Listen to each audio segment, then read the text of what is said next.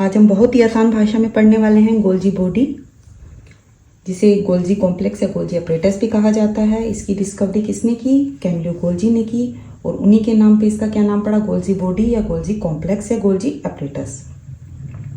Golgi body की study करने से पहले हमको किसको याद करना पड़ेगा? एंडोप्लाज्मिक रेटिकुलम को याद करना पड़ेगा। क्यों? क्योंकि गोल्जी बॉडी और एंडोप्लाज्मिक रेटिकुलम एक दूसरे से इंटरकनेक्टेड है।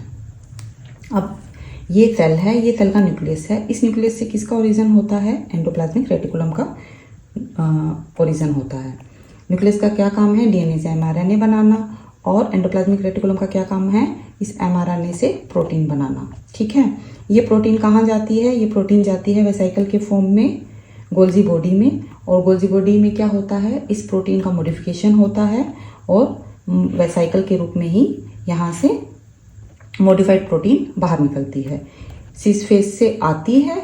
जो गोल्जी बॉडी का जो हिस्सा न्यूक्लियस की तरफ होता है उसे कहते हैं सिस फेस, और जो हिस्सा सेल मेम्ब्रेन की तरफ होता है उसे क्या कहा जाता है? ट्रांसफेस।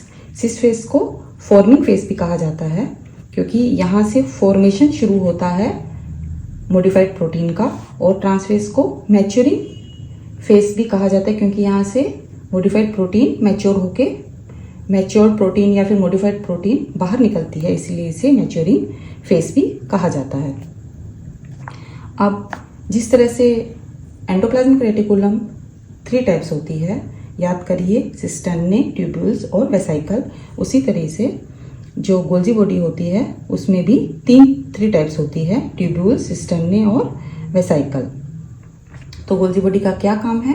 गोल्जी बॉडी का यही काम है कि जो एंडोप्लाज्मिक जो प्रोटीन एंडोप्लाज्मिक रेटिकुलम जो प्रोटीन बनाती है उसको मॉडिफाई करना सेल की रिक्वायरमेंट के हिसाब से। अब हम देखते हैं कि गोल्जी बॉडी के रोल क्या है, क्या फंक्शंस हैं इसके सेल में। तो सबसे पहले आपने पढ़ाई है मॉडिफिकेशन ऑफ प्रोटीन। न्यूक्लियस में क्या बनता है? डीएनए से एमआरएनए, वो एमआरएनए ईआर में आता है और क्या बना देता है? प्रोटीन। उस प्रोटीन का फर्दर मॉडिफिकेशन कहाँ होता है? गोल्जी बॉडी में। अब मॉडिफिकेशन का क्या मतलब हुआ? जैसे प्रोटीन है जो ईआर में बनी, वो लिपिड के साथ मिलकर क्या बना देती है? गोल्जी बॉडी में लाइपोप्रोटीन बना देती है। और इसी प्रकार से एंडोप्लाज्मिक रेटिकुलम में जो प्रोटीन बनी वो शुगर के साथ मिलकर गोल्जी बॉडी में क्या बना देती है? ग्लाइकोप्रोटीन में। यानी कि लाइपोप्रोटीन या ग्लाइकोप्रोटीन कहाँ बनती है? गोल्जी बॉडी में बनती है। और डिफरेंट टाइप के कार्बोहाइड्रेट भी बना सकती है गोल्जी बॉडी, और मॉडिफिकेशन ऑफ कार्बोहाइड्रेट भी गोल्जी बॉडी में होता है। शुगर और लिपिड मिलके क्या बना देते हैं? ग्लाइकोलिपिड बना देते हैं।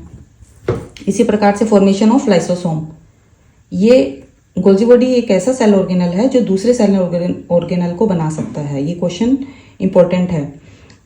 क्वेश्चन पूछा जा सकता है कि कौन सा सेल ऑर्गेनल लाइसोसोम बनाता है, तो आंसर क्या होगा? गोल्जी बॉडी लाइसोसोम बनाती है। फॉर्मेशन ऑफ एंजाइम, एंजाइम क्या है? प्रोटीन है। तो जो ईआर से जो प्रोटीन बना उसका मॉडिफिकेशन करके एंजाइम बनाने का काम कौन करता है? Golgi body. इसी प्रकार से हार्मोन्स, कुछ हार्मोन्स का फॉर्मेशन या सिक्रेशन के लिए भी कौन रिस्पॉन्सिबल है? Golgi body.